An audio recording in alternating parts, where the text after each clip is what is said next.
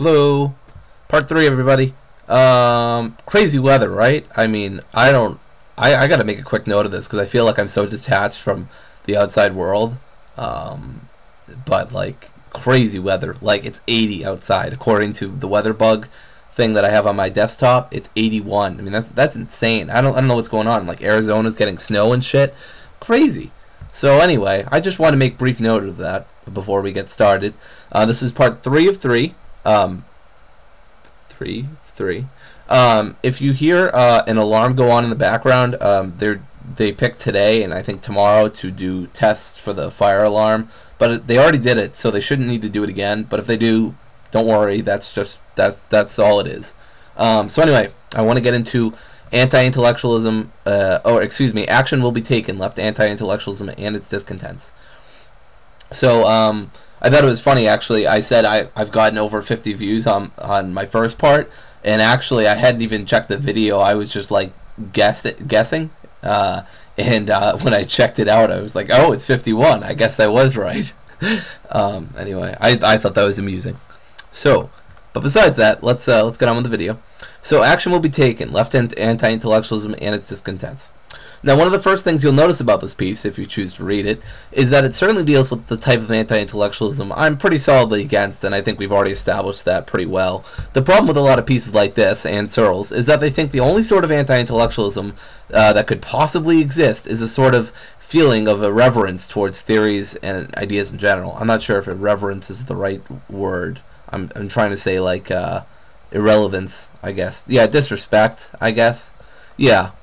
I guess it is the right word. So there seems to be no middle ground for these critiques, and of course that makes it all the better for these pieces, of course, and the authors of those pieces. Because if there's no middle ground or way to incorporate the anti-intellectualism of some people, then they're not only right, but they're extremely right. And they're so clearly right, then how could you not agree with them? Do you hate theories too? You must be an underdeveloped buffoon, clearly.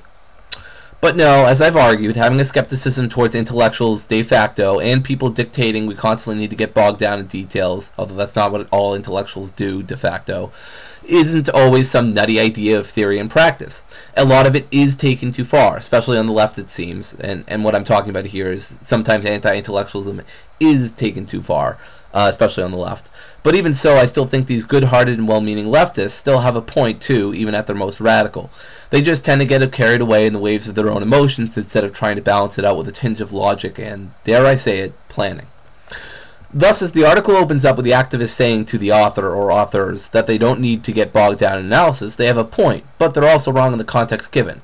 But that doesn't mean they're wrong all of the time. Of course, to the author's credit, they do say their gripe is, quote, historically specific, and if it was just, quote, bullshit doctrinal disputes, then it'd be a different story. So kudos to them for that, and of course it's not as black and white as I just said it was. But to my own credit, what that even means, or what, quote, bullshit doctrinal disputes even means, or what it constitutes, or how it differs from what they're against, is left unwritten, and for the reader to blankly wonder on their own. And if this seems weird, because if the writers were so interested in being intellectuals, at least to some point or another, and defending them, then one must wonder why they wouldn't at least go to the trouble of not, half-assing it, especially in such an important part. As we go along, we'll see they even coined a cute little term for the targets of their analysis. They're called activismists, or something like that, is what they're calling them. People who have, quote, the political illiteracy of hyper-mediated American culture with all the moral zeal of a 19th century temperance crusade. In this worldview, all roads lead to more activism and more activists, and the one who acts is righteous, end quote. And so acting is taking as its own reward, so it seems, and the planning is better left up to the officials, as it were. Obviously, this isn't a very good dynamic, and that pretty much goes without saying, even without me saying it a few times before, and so I'm certainly not going to defend it. I certainly agree that this sort of, quote, acting for the sake of the act is pretty much the polar opposite of intellectualism, which is thinking for the sake of thought, if you think about it. That's kind of cool. And while thinking for the sake of thought might not actually be quite a bad thing, less of a chance of things getting messy in your own head, right? The same cannot be said of this sort of actionism, quote, that I'd rather call it actionism than activism, whatever the hell they're saying, that some on the left seem to like so much. Easier to come out, I guess. Actionism, that is, as compared to activism. What? Anyway, continuing. While taking thoughts and wrestling them for their own sake can sometimes be meaningless or almost practically useless, at least in the long term, you may get a good thing along the way. We're talking about the intellectual as opposed to the actionist. Acting for the sake of acting, however, is usually an abrupt and bumpy road of even closer to useless things. More or less whatever good happens is through chance, luck, coincidence, or whatever is out of this person's control, which is just about everything with this sort of strategy. While on the other hand, the intellectual's good fortunes, while they may come in diminishing returns, may not come for a long time, if ever, actually have a good chance of actually coming. A decent one, depending on context and time put into the thoughts and relevancy to the real world, or a probability of the thoughts intersecting with it in the future. And not only that, but being meaningful additions. The same cannot be said for the, quote, actionist, who continues to pile upon themselves, tripping over their own, again, emotions. None of this is to say, of course, emotions aren't important or that slogans aren't important. Indeed, I'll defend the slogan as being a necessary part of a broader mix between, quote, actionism and intellectualism. A sort of mutual dependency on action and thought that gradually keeps going into each other as if they're a sort of feedback loop. This is a very important concept, and I'll be talking about it quite a few times. This is probably one of the best ways of going about the whole mess for me. It's all about having a feedback loop of action and theory and action, constantly pushing each other to the limit so that people involved can make the best out of the tools that they have. Slogans help the people who want to act by making them feel good, and the more intellectually inclined can get up and explain the slogan and elaborate on why they agree with the message and how to spread it and so on. That's actually a pretty decent division of labor that the slogans all by themselves enable. And they only do it by themselves with the right tweaking. And so I certainly think slogans have their place, however brief, in the social movement. But all this talk about slogans brings us to the important topic of the self and activism. Who should your message be tailored towards? Why? With what purpose? And so on. Now all this takes on a lot more than what I'd call, quote, regressive action. Man, I'm just coining terms and left and right. Or action just for the sake of action, which is the favorite tactic of the actionist, of course. It takes quite a bit of planning, but also takes slogans and the less intellectual work of making sure that you are aware of the world around you and the environment in which you're going to talk to people, although that can also be an intellectual project as well. You probably shouldn't make a half-hour speech when you're at an Occupy Wall Street event unless you have some sort of status already with you, like, say, Cornel West or David Graeber and so on, because it just makes you look like you want to monopolize people's time, and talk down the other people who also want to speak. In other words, know your audience. There's always going to be a good rule of thumb, but it's not going to come from action or theory alone, but as I've said, a feedback loop that actively involves both. And being anti-intellectual doesn't mean you're against discussing things, necessarily anyway. It's definitely a bad tendency, I'll fully admit. It just means that you don't want the action that could happen at just the right time to be bogged down by a whole bunch of planning. This concern isn't unwarranted and, context willing, is actually an appropriate response if the feedback loop I've mentioned a few times has been in place for a bit, or just long enough, really. If the action is missed and instead more lectures happen, then some of the people who have less knowledge about what's going on, maybe the common people, may lose interest, and you'll probably be standing on one less leg by then in terms of community support. And of course, community support is pretty important for any social movement that wants to have any degree of successes, because it gives them a better sense of the environment that they're in than they'd have otherwise. But let's continue with the actual article here. I don't want to keep going off on these, not really tangents, but other side issues. They're important, but I do want to get back to the article, so I address it. Because the article does point out there are big intellectual type matters to be discussed for sure, and a lack of discussion about these sort of things, as the article rightly points out, causes problems in social movements. So it says, quote, even in the case of Afghanistan, it turned out to be pretty important to have something to say to skeptics who asked, what's your alternative? I think the movement should protect me from terrorists, and plus this Taliban doesn't seem so great. The movement failed to address such questions, and protests consequently dwindled. I added consequently in there. End quote. Again, it's good, this just reaffirms to me that it's good to have a bit of a plan with a bit of action. When people ask the general person who's just holding up a sign to feel good and to be a part of something, then the person who's asking may either be disgusted by the lack of foresight, or maybe they'll like the inclusivity of the movement. We'll get to that in a bit and its relation to intellectualism. Or maybe they'll just find someone else. But the point is that you should try, if you can't do anything else, that is, to have some go-to people who are knowledgeable about not only elaborating from what the slogans say, but basic positions that are held in common.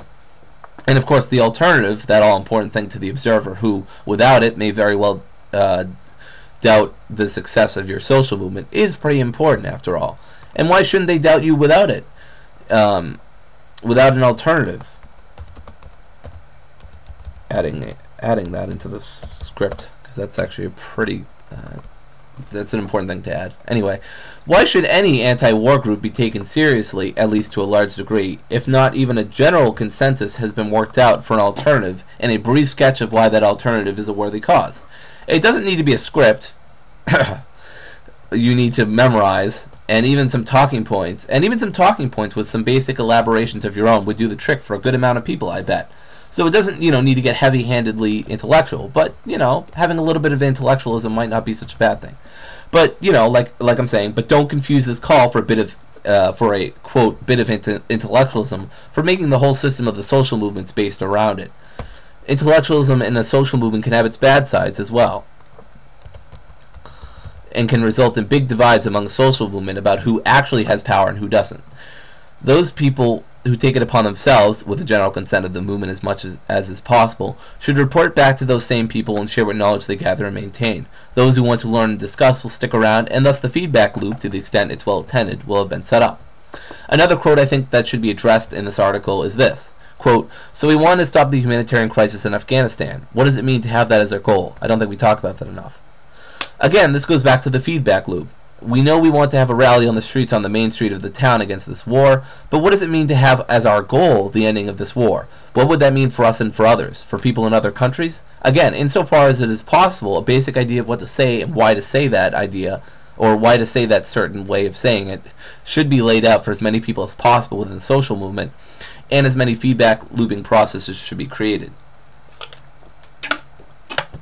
And that's actually another thing that I should briefly mention. The lack of monopolization of certain feedback loops, or a feedback loop in general that's not monopolized. I think there certainly should be a progression of feedback loops between more action and more theory-prone people, and everyone in between. And that it shouldn't be a constant thing. After all, you might find a quarter of the way through that things just aren't working the way you want to, and why stay that way just to keep consistent? Sometimes consistency isn't all it's cracked up to be. Now, another problem is the problem of immediatism, quote-unquote, or the concept that things need to be done as quickly as possible, read bumpy and chaotically, without much of a concern for the, quote, theory spinners of the social movement they are in. A good example comes from this quote that came from one of the protesters mentioned in the article that we're talking about here. They said, quote, "We need to win the living wage campaign right now." Now, the answer to any of these types of questions is simple. Why? A simple why will do it, in my opinion, and it's because in all likelihood it's going to stop the person's blood vessels from bursting and giving them time to rethink what they've been saying, if only for a second. It makes them get intellectual to defend their ideas of not getting intellectual. And while I'm not of the opinion that showing performative contradictions are really the best way to prove your veracity as opposed to theirs, and that's a whole other subject all by itself, it may be helpful to illustrate the everyday practicality of having a bit of intellect behind that action. I don't think that I need to say here that the strategy behind simply asking why is creating a sort of quasi-feedback loop in the person's mind, but I guess I just did anyways. Lastly, in this article, I just want to deal with the topic of inclusivity and intellectualism of a movement, based on this quote here. Quote, "It's good to be ambiguous and inclusive, so as not to alienate more conservative, newer, or less politicized members," she says. "But I also think class analysis is needed. Then again, that gets shady, because people are like, well, what are you, for socialism? What?" End quote. Now, first off, this is actually some decent thinking here, at least compared to what we've seen. And no doubt big tent movements have their place here and there where appropriate, and again, where it is appropriate is another topic in of itself. But the ambiguity can just as much take people away. There's no central message to Occupy Wall Street, as it may get them involved. We can create our own messages at Occupy Wall Street. And it's a tricky matter either way. My personal recommendation for ambiguity and inclusiveness, and this is by no means claiming to be comprehensive, but just, my quick word on it, is to certainly have it to some degree or another, but make sure that basic, general, and at least semi-fixed principles are already set in place before you become more and more inclusive, if that's even what you want to do.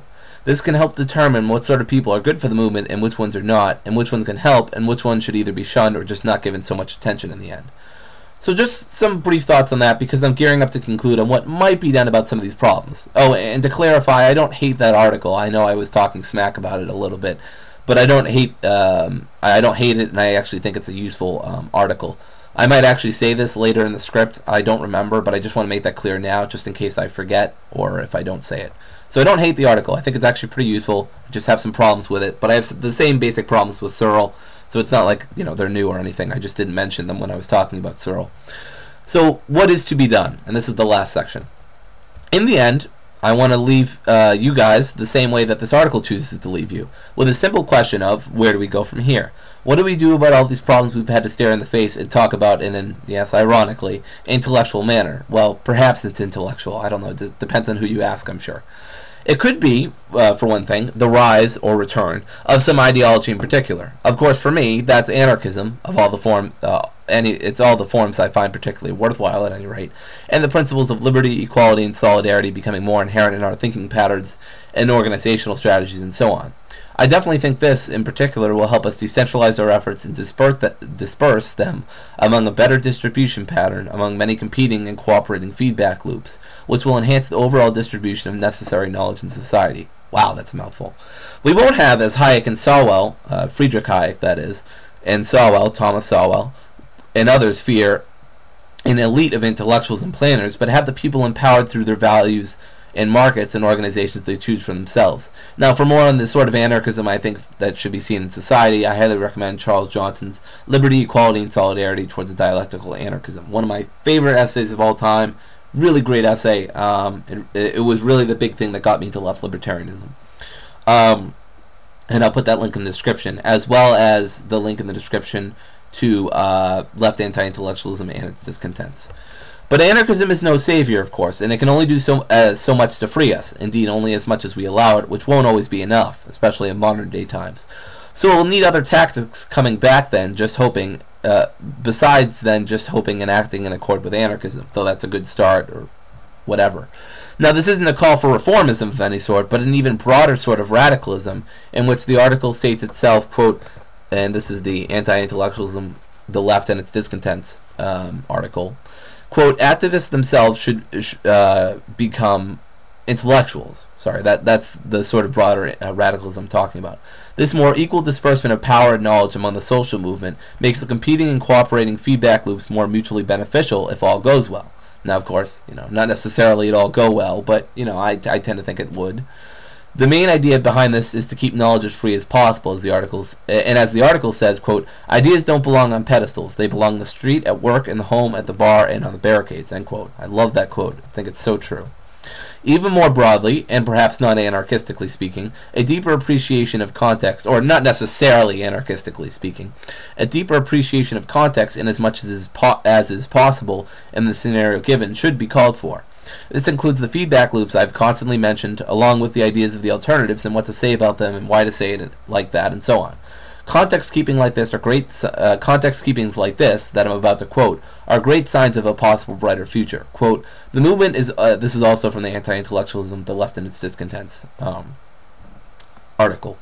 Quote, the movement is also undergoing a fascinating rhetorical shift as activists reject terms like anti-globalization, which emphasize, not very lucidly, what they're against, in favor of slogans like, quote, another world is possible, which dares to evoke the possibility of radically different economic arrangements. What would that other world look like? The answer, of course, differs, but for me, the answer is pretty simple. The marketplace can distribute and equalize knowledge more efficiently than any of the intellectuals in the world combined could. Hayek and Sowell seem to really get this in their works. Hayek has a essay called Socialism and Intellectuals or something like that, or Socialism and War. I forget what it is. I'll link it in the description. And Sowell seem to really get this. So it's not like I'm stretching libertarian principles or classically liberal principles or whatever by saying as much in the least. In the end, Hayek and Sowell are right about the market being the best place for knowledge, at least in my opinion. But what this revolution of knowledge does is really give the proles the chance to break away from their chains and become their own masters. Now that may scare Hayek and Sowell and others, but it delights me personally. And I know another person it would delight is not one of mine, but my favorite anarchist, Voltaire de Cleyre.